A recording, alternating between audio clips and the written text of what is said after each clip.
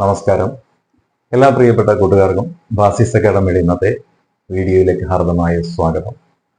നമ്മൾ ഇന്നിവിടെ ചെയ്യാൻ പോകുന്നത് ഇന്ന് നടന്ന ഒരു പരീക്ഷ നമുക്കറിയാം, അത് OA പരീക്ഷയാണ്. Secretariat OA. ഈ സെക്രട്ടേറിയറ്റ് OA പരീക്ഷയുടെ മെയിൻസ് ആണ് ഇന്ന് നടന്നത്. 21/5/2025.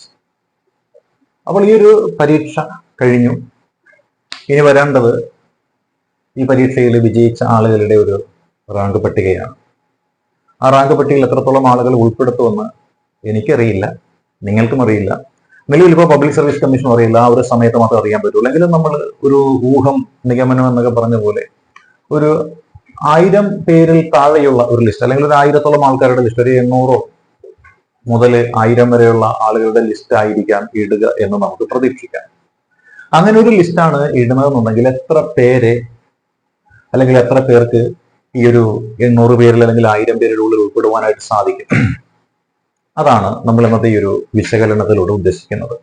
അപ്പോൾ പരീക്ഷയെക്കുറിച്ച് നമ്മൾ നോക്കിയാൽ പരീക്ഷ വളരെ നല്ല പരീക്ഷയായിരുന്നു എന്ന് തന്നെ നമുക്ക് പറയേണ്ടതായിട്ട് വരും.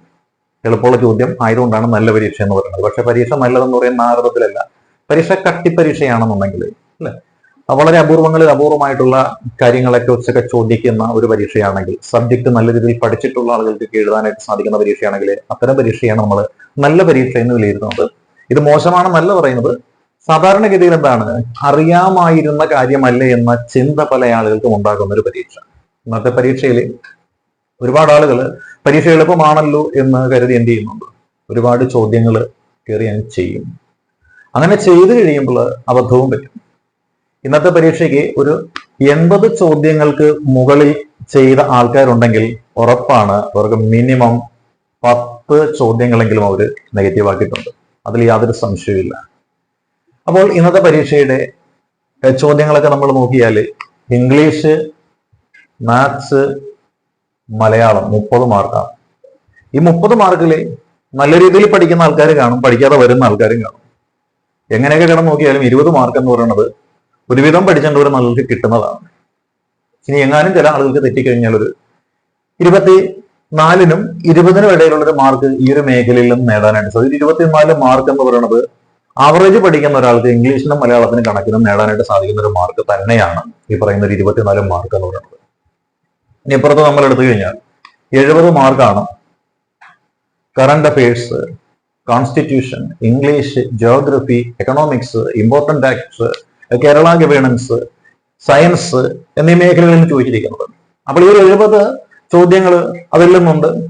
സാമാന്യം നല്ല രീതിയിൽ തയ്യാറെടുക്കുന്ന ഒരാളാണെന്നുണ്ടെങ്കിൽ ഏറ്റവും കുറഞ്ഞത് ഒരു 50 ചോദ്യങ്ങളെങ്കിലും ചെയ്യാനായിട്ടുള്ള കാമ്പുണ്ടായിരിക്കും.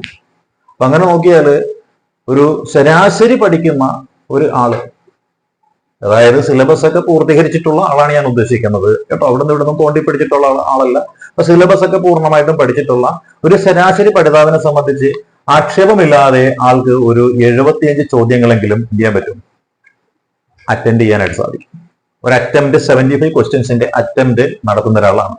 അപ്പോൾ അവർക്കൊരു തോന്നലുണ്ടാവും, ഞാൻ കുറെ കാലമായിട്ട് ടച്ച് വിട്ടിരിക്കുന്ന ഒരാളാണ്, എനിക്ക് ഇത്രയും ചെയ്യാൻ പറ്റുമെന്നുണ്ടെങ്കിൽ ഈ ട്രാക്കിൽ ഇപ്പം നിലവിലുള്ള ആൾക്കാരുണ്ടല്ലോ അവർക്ക് എത്രത്തോളം ചെയ്യാൻ പറ്റും.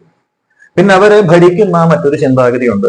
കഴിഞ്ഞ തവണ ഈ ഒരു പരീക്ഷയ്ക്ക് വന്ന കട്ട് ഓഫ് മാർക്ക് എന്ന് പറയുന്നത് 69 മാർക്കാണ്. അതുകൊണ്ട് ഈ 69 മാർക്കും വെച്ച് തട്ടിച്ച് നോക്കുമ്പോൾ കഴിഞ്ഞ LDC പരീക്ഷയുടെ മാർക്കായിരിക്കും. കഴിഞ്ഞ LDCക്ക് ഇത്ര മാർക്കല്ലായിരുന്നു, എന്നിട്ട് ഇത്തവണത്തെ LDCക്ക് 7-8 മാർക്കൊക്കെ കൂടിയില്ലേ. അപ്പോൾ എങ്ങനെ കിടന്ന് കളിച്ചാലും ഈ 69-നേക്കാൾ ഒരു 5 മാർക്കെങ്കിലും കൂടി വരും, 75 മാർക്കെങ്കിലും കട്ട് ഓഫ് വരും എന്ന് പരീക്ഷ ഹാളിൽ ഇരുന്ന് ഈ പരീക്ഷ എഴുതുന്ന ആളുകൾ അങ്ങോട്ട് സ്വയം സങ്കല്പിക്കും. അപ്പോൾ അവർക്ക് തോന്നും, ഞാൻ ചെയ്തത് 75 ഉള്ളൂ, കട്ട് ഓഫ് 75-ന് മേളിൽ വന്നു കഴിഞ്ഞാൽ ഞാൻ ഉണ്ടാവില്ലല്ലോ. അപ്പൊ എന്ത് ചെയ്യാം, ഏതായാലും പരീക്ഷ പോയി, അതുകൊണ്ട് എന്ത് ചെയ്യാം, കടന്നാക്രമണം അങ്ങോട്ട് നടത്തിയേക്കാം. അങ്ങനെ ഏകദേശം ഒരു 90 ചോദ്യങ്ങളും അതിന് മുകളിലുമൊക്കെ പല ആൾക്കാരും ഇന്നത്തെ പരീക്ഷയ്ക്ക് ചെയ്ത് കാണും. അപ്പോൾ അങ്ങനെ ചെയ്തിട്ടുള്ള ആളുകളെ സംബന്ധിച്ച് എന്തായിരിക്കും സംഭവിച്ചിരിക്കുക എന്ന് ഇനി പറഞ്ഞിട്ട് കാര്യമില്ല, പല ആളുകൾക്ക് ഇപ്പൊ കാര്യം മനസ്സിലായിട്ടുണ്ട്. അപ്പോൾ എങ്ങനെ ആയിരിക്കാം ഇന്നത്തെ പരീക്ഷ നോക്കിയാൽ ഈ ഒരു മാർക്ക് റേഞ്ച് നേടിയിട്ടുള്ള ആൾക്കാർ, ഒരു 75 മാർക്കൊക്കെ നേടിയിട്ടുള്ള ആൾക്കാർ, അതായത് ഒരു 75 മാർക്കൊക്കെ നേടിയിട്ടുള്ള ആൾക്കാർ, അതിന് മുകളിൽ ചെയ്തിട്ടുള്ള ആൾക്കാരൊക്കെ ഉണ്ടാവും. 75 ചെയ്ത ആൾക്കാർ ഒരു 10 ഒക്കെ കൂടി ചെയ്ത് കഴിഞ്ഞാൽ 85 ചിലപ്പോൾ അവർ ചെയ്തെന്നൊക്കെ ഇരിക്കും. ഒരു 10 കൂടി ചുമ്മാ കറക്കി കുത്തി ചെയ്യാൻ നിന്ന് കഴിഞ്ഞാൽ ഒരു 85 ചെയ്യുന്നിരിക്കും. പക്ഷെ അതില് തെറ്റ് അല്ലെങ്കിൽ ശരി എന്നൊരു ഫാക്ട് ഒളിഞ്ഞു കിടപ്പുണ്ട്. തെറ്റ് സംഭവിച്ചാൽ ഒരു 10% എറർ സംഭവിച്ചു കഴിഞ്ഞാലും എന്തായിരിക്കും സംഭവിക്കുക? ഒരു 75 10 85 മാർക്ക് എന്ന് വീണ്ടും ഒരു 10 പോയി കഴിഞ്ഞാൽ 8 പോയി കഴിഞ്ഞാൽ എന്തായിരിക്കും സംഭവിക്കുക? അവരുടെ മാർക്ക് എന്ന് പറയുന്നത് അല്ലെ ഒരു 70 റേഞ്ചിലേക്ക് വരും. അപ്പൊ 70 റേഞ്ചിലേക്ക് അവരുടെ മാർക്ക് വരികയാണ്. മറ്റുള്ള ആൾക്കാരുടെ 80 ചെയ്ത ആൾക്കാരാണെങ്കിൽ അവർക്ക് വീണ്ടും മാർക്ക് കുറഞ്ഞിട്ട് ഒരു 68 69 റേഞ്ചിലേക്കൊക്കെ വരും. അപ്പോൾ ഈ പരീക്ഷ എഴുതുമ്പോൾ ഈ പരീക്ഷയ്ക്ക് കട്ട് ഓഫ് കൂടുമോ എന്ന ചിന്ത നിങ്ങൾക്ക് വേണ്ട. സത്യം പറഞ്ഞാൽ കാര്യം ഈ പരീക്ഷയ്ക്ക് കട്ട് ഓഫ് കൂടാനുള്ള സാധ്യത വളരെ കുറവാണ്. അതിന് റീസൺസ് വ്യക്തമായിട്ടുണ്ട്. ഞാൻ പറയുന്ന ചിലപ്പോൾ നിങ്ങൾക്ക് ശരിയായിട്ട് തോന്നുന്നില്ല. ഒന്ന്, ഈ പരീക്ഷയുടെ പ്രിലിമിനറിയുടെ റിസൾട്ട് വന്നത് എന്ന് നമ്മൾ ചിന്തിക്കണം അല്ലെ. ഏതാണ്ട് ഏപ്രിൽ മാസം 9-ാം തീയതിയാണ് വന്നത്. അതിനുശേഷം കൃത്യം പറഞ്ഞ 41 ദിവസം മാത്രമാണ് ഈ പരീക്ഷയ്ക്ക് തയ്യാറെടുക്കുന്ന ഒരാൾക്ക് ലഭിച്ചിട്ടുള്ളത്. 41 ദിവസം കൊണ്ട് ഒരാൾക്ക് ഈ ഭാഗത്തിന്റെ റിവിഷൻ പൂർത്തീകരിക്കാൻ സാധിച്ചിട്ടുണ്ടെങ്കിൽ അവർ ഇതിന്റെ മെയിൻ ലിസ്റ്റിൽ ഉണ്ടാവും. ഇനി രണ്ടാമത്തെ ഒരു കാര്യം എന്ന് പറയുന്നത് ഏപ്രിൽ മെയ് മാസങ്ങൾ എന്ന് പറയുന്നത്, പ്രത്യേകിച്ച് ഒരു മാർച്ച് ഏപ്രിൽ മെയ് ഈ 3 മാസം എന്ന് പറയുന്നത് മാർച്ച് മാസത്തിൽ പിള്ളേരുടെ പരീക്ഷ, ഏപ്രിൽ മെയ് മാസങ്ങളിൽ പിള്ളേരുടെ ഒഴിവ്. അതുകൊണ്ട് തന്നെ കോച്ചിങ് ക്ലാസ്സിന് പോയി പഠിക്കുന്ന ആളുകൾ പലരും തന്നെ ക്ലാസ്സിന് പോകാൻ പറ്റാത്തൊരു സാഹചര്യത്തിൽ എന്ത് ചെയ്യുന്നു? വീട്ടിലേക്ക് മടങ്ങും. അപ്പോൾ പഠിക്കുന്ന സമയത്തുണ്ടാകുന്ന ആ ഒരു അതീവ്രമായ പഠനം ഈ ഒരു അവധിക്കാലത്ത് അവരെ ബാധിച്ചിട്ടുണ്ടതുകൊണ്ട് അവർക്ക് കാര്യമായ രീതിയിലൊന്നും പഠിക്കാനൊന്നും സാധിച്ചിട്ടില്ല എന്നുള്ളത് ആരാണത്? പിള്ളേരൊക്കെയുള്ള പെൺകുട്ടികളായിട്ടുള്ള മുതിർന്നയായിട്ടുള്ള ആൾക്കാരുടെ കാര്യമാണ് ഈ പറയുന്നത്. ഇനി അടുത്ത ആൾക്കാരെ നമ്മൾ നോക്കിയാലോ, ബോയ്സ്, ചെറുപ്പക്കാരായിട്ടുള്ള ബോയ്സിന്റെ കാര്യം നോക്കിയാൽ അവർക്ക് ഈ പറയുന്ന മെയ് 17-ാം തീയതി അല്ലെ, മെയ് 17-ാം തീയതി എക്സൈസിന്റെ പരീക്ഷ ഉണ്ടായിരുന്നു. എക്സൈസിന്റെ സ്പെഷ്യൽ ടോപ്പിക്ക് പഠിച്ചെടുക്കാൻ വേണ്ടിയിട്ട് അവർ ചിലപ്പോൾ അവസാനത്തെ 2 ആഴ്ച സ്പെഷ്യൽ ടോപ്പിക്കിന്റെ പുറത്തങ്ങോട്ടിരിക്കും. അപ്പോൾ എന്ത് സംഭവിക്കും? ടച്ച് വീണ്ടും വിടും. അപ്പോൾ അവർക്കും ഈ പറഞ്ഞിരിക്കുന്ന GK ഭാഗവും മറ്റുമൊക്കെ എന്തായിരിക്കും? ഒരല്പം കൺഫ്യൂഷൻ ഉണ്ടാക്കുന്ന സാധ്യത വളരെ വളരെ കൂടുതലായിട്ടുള്ളതാണ്.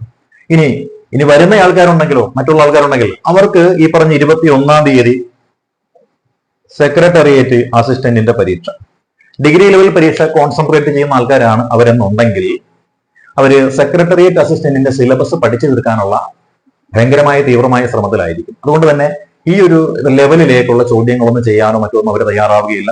തൽഫലമായിട്ട് ഈ സെക്രട്ടേറിയറ്റ് OA പരീക്ഷ എന്നതിനെ മാത്രം കോൺസെൻട്രേറ്റ് ചെയ്ത് സിലബസ് തീർത്ത് പഠിച്ചിട്ടുള്ള ആളുകൾക്ക് മാത്രമായിരിക്കും ഇവിടെ സാധ്യത എന്ന് പറയുന്നത്. അങ്ങനെ നോക്കിയാൽ ഈ പറഞ്ഞിരിക്കുന്ന സാധ്യതകൾ, അതായത് വെറും 41 ദിവസം മാത്രമേ ലഭിച്ചിട്ടുള്ളൂ മെയിൻ പരീക്ഷ എഴുതാനായിട്ട്. പ്രത്യേകിച്ച് ഏപ്രിൽ മെയ് മാസങ്ങൾ എന്ന് പറയുന്നത് ഉത്സവങ്ങളുടെ മാസങ്ങള്, പരീക്ഷകളുടെ മാസങ്ങള്, ഹോളിഡേയ്സ്, വീട്ടിൽ അമ്മമാരായിട്ടുള്ള ആളുകൾക്ക് അതായത് വീട്ടിൽ നിന്ന് പുറത്തിറങ്ങാൻ പറ്റാത്ത ഒരു കാലം എന്ന് പറയുന്നത്, അത് റിവിഷൻ പൂർത്തിയാക്കാനുള്ള സമയം കിട്ടാത്ത കാലം, എക്സൈസ് പോലെയുള്ള സ്പെഷ്യൽ ടോപ്പിക്കിന്റെ പരീക്ഷ ഇടയ്ക്ക് വന്ന് ചാടിയത് കൊണ്ട് OA എന്നുള്ള പരീക്ഷയ്ക്ക് ശ്രദ്ധിക്കാൻ പറ്റാതിരുന്ന കാലം, സെക്രട്ടേറിയറ്റ് അസിസ്റ്റന്റിന്റെ പ്രൈമറിയോ അല്ലെ പ്രിലിമിനറി പരീക്ഷയുടെ ഫസ്റ്റ് സ്റ്റേജ് ഇത് കഴിഞ്ഞ് തൊട്ടുപുറകെ വരുന്നത്, അത് ശ്രദ്ധിക്കാൻ പറ്റാത്ത കാലം. അതായത് മൊത്തത്തിൽ കിളി പറന്ന് നിൽക്കുന്ന ഒരു അവസ്ഥയിലാണ് 90% ആളുകളും പോയി ഒരു പരീക്ഷ എഴുതിയിരിക്കുന്നത്. അപ്പോൾ ആ 90% ആൾക്കാരെ സംബന്ധിച്ചിടത്തോളം ഈസി ആയിട്ടുള്ള ചോദ്യങ്ങൾ കാണുമ്പോൾ അവർ ചിന്തിക്കുന്ന കാര്യം എന്താ? കഴിഞ്ഞ തവണ 69 അല്ലായിരുന്നു മാർക്ക്, ഇത്തവണ അതുകൊണ്ട് 5-6 മാർക്ക് കൂടുതലുണ്ടായി 75-ന് മേളിൽ വരും. അതുകൊണ്ട് എന്ത് ചെയ്യാം? 80 90 ചെയ്തെങ്കിൽ മാത്രമേ എന്തെങ്കിലും പ്രതീക്ഷകളിൽ ഭാഗ്യമത്തിനെങ്കിലും കടക്കാൻ പറ്റുള്ളൂ എന്ന ചിന്തയിൽ അവർ കയറി അങ്ങോട്ട് അറ്റൻഡ് ചെയ്യുന്നത്. അങ്ങനെ നോക്കുന്ന ആൾക്കാർ 80-ന് മുകളിൽ ചെയ്തിട്ടുള്ള ആൾക്കാരുണ്ടെങ്കിൽ അവർ മിനിമം 10 എണ്ണമെങ്കിലും അവർക്ക് തെറ്റിപ്പോയിട്ടുണ്ടാവും. അങ്ങനെ നോക്കിയാൽ അവരുടെ 10 എണ്ണം തെറ്റിപ്പോയി കഴിഞ്ഞാൽ എന്തായിരിക്കും സംഭവിക്കുക? 85 എണ്ണം ചെയ്തയാളാണെന്നുണ്ടെങ്കിൽ ഒരു 10 എണ്ണം തെറ്റിക്കഴിഞ്ഞ് 75-ലേക്ക് വരും. പിന്നെ അതിന്റെ ആ മാർക്ക് പറഞ്ഞു കഴിഞ്ഞാൽ 72 71 മാർക്കിലേക്ക് വരികയുള്ളൂ. അപ്പോൾ അത്രയും റിസ്ക് എടുത്തിട്ടുള്ള, അതായത് നല്ല രീതിയിൽ പഠിച്ചിട്ടുള്ള ഒരു 85 90 എണ്ണം അല്ലെങ്കിൽ ചെയ്തിട്ടുള്ള ആളുകൾക്കായിരിക്കും പലർക്കും ഈ 70 75 മാർക്ക് കിട്ടിയിട്ടുണ്ടാവുക. അപ്പോൾ ഇതിന്റെ കട്ട് ഓഫ് മാർക്ക് എന്ന് പറയുന്നത് വളരെ വ്യത്യാസമുണ്ടായിരിക്കാം എന്നുള്ള സാധ്യതയൊന്നും വേണ്ട. ഇതിനോടൊക്കെ അറ്റപ്പറ്റയുള്ള മാർക്കുകളൊക്കെ തന്നെയായിരിക്കാം വരുന്നത്. അതായത് ഒരു 70 മാർക്കിന് മുകളിലുള്ള ആളുകൾ ഉറപ്പായിട്ടും റാങ്ക് പട്ടികയിൽ വന്നിരിക്കും. കട്ട് ഓഫ് മാർക്ക് എന്ന് പറയുന്നത് ഒരു 65 മുതൽ 70 വരെയുള്ള ഒരു റേഞ്ച്. ഇതിനകത്തായിരിക്കാം ഇത്തവണയും ഈ ഒരു കട്ട് ഓഫ് മാർക്ക് എത്തിച്ചേരുക എന്ന ഒരു നിഗമനത്തിലാണ് ബാസിസ് അക്കാഡമി ഉള്ളത്. അപ്പൊ സെക്രട്ടേറിയറ്റ് OA പരീക്ഷയ്ക്ക് 70 മാർക്കിന് മുകളിലുള്ള ആളുകൾ അവര് ലിസ്റ്റിൽ ഉറപ്പായിട്ടും വരുന്ന ആൾക്കാർ തന്നെയാണ്.